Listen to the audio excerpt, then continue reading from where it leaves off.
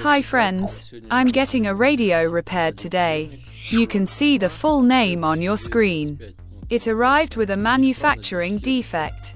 According to the customer, the radio freezes when turned on, regardless of whether it's powered by a 5-volt network or batteries. After turning it on, none of the buttons work, and it seems to freeze.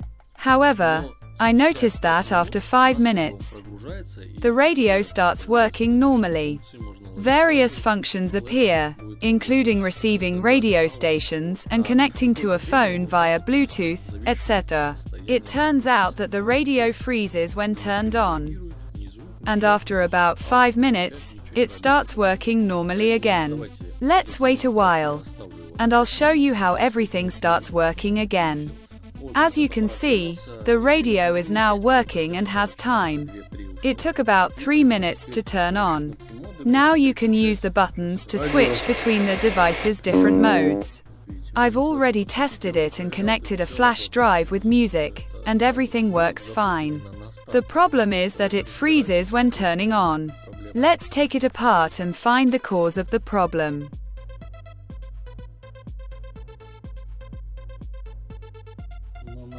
I want to remove the board and inspect it closely because I see poor soldering on the back of the board. There are 3 spots with poor soldering, which could be the problem. There's also a large amount of dried flux, which could be leaking and causing a short circuit. Now I need to note the locations of all the wires. The entire board has numerous small solder drops, which could be causing a short circuit somewhere. I'll now carefully examine the entire board with a microscope and look for any shorts. I'll also clean the board of all this dirt and solder. After a long search for the problem, I found a defective capacitor. Let's check it with a transistor tester.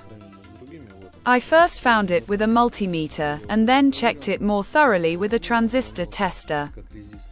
As you can see, the tester says it's supposedly a resistor. It turns out the ceramic capacitor has failed. Now I'll try running the radio without the capacitor. For convenience, I'll use a power bank. I'll connect a current sensor and see what the current consumption is when turned on. The radio started working immediately after turning on.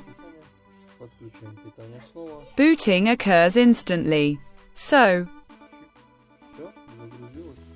the problem was the capacitor. Now I need to put everything back together and do a final test. The radio is fully assembled. Let's test it. It works both on AC power and batteries. Let's turn on the power switch. It boots instantly. Then you can select Bluetooth or radio modes. And also connect a flash drive. Another device repaired. I hope the video was helpful. Don't forget to subscribe to the channel so you don't miss new videos. See you soon.